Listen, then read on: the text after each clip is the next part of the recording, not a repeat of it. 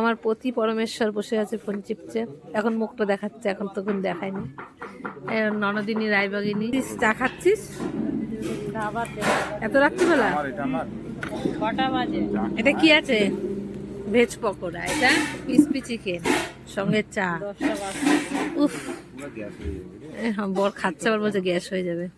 বলে ভাই যে ননদ, মানে খারাপ খারাপ কথাগুলো শুনতে দেবে না, বুঝতে নাই। কেমন খেতে? ভালো। কেমন খেতে? আমি এখন টেস্ট করে নেই। তুই টেস্ট করেছিলি? না, ঠান্ডা চা খাই আমি, দেখি গরম। তাহলে এগুলো খা, ওগুলো টেস্ট কর। সেটা অবশ্য ঠিক বলেছিস। যাই হোক, এত সুন্দর সুন্দর খাবার, এখন আর দাঁড়ানো যাবে না, এখন খেতে হবে।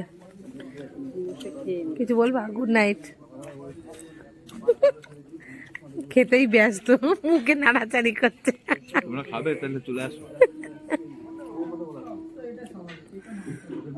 বন্ধুরা সবাই কি করছো? আমরা এই যে এখন গেলাম ঘুরতে, তার জন্য এই যে ওরা, আমার ননদ, আমার বোন, আমার ভাই, আমি, আমরা এখন ঘুরতে পেয়েছি রাত্রিবেলা।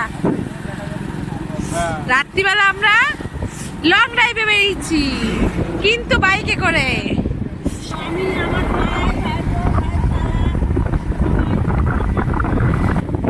কি নদকিতে আজকে লাস্ট ঘুরলাম, কালকে বাড়ি চলে যাচ্ছে, আবার যখন আসবে তখন আমরা বেরোবো। আমার হয়তো 1 বছর পর কি হোলিতে। মিথ্যে কথা, মিথ্যে কথা। হোলিতে আসবেই, হোলিতে আসবেই, কারণ হোলিতে আমার স্বপ্ন মধ্যে আসে। আমাদের বাড়িতে একটা অনুষ্ঠান হয়, আমাদের বাড়িতে হোলিতে খুব মজা হয় আমাদের এখানে। তো আজকে আমরা লাস্ট ঘুরলাম, এরপর আমি আর আমার বড়ি ঘুরবো। হ্যাঁ, তো এই ননদ আসলে একটু বেশিই ঘোরে আমাদের সাথে। তো আজকে ওর শেষ অবস্থা। আমাদের নিয়ে চা খেতে গেলি না, শেষ দিকে নিয়েই গেলি। 10:30 বাজে এখন, আমরা 10:30 বাজে এখন আমরা ধাবার থেকে চাটা খেয়ে বাড়ি ফিরছি। আমরা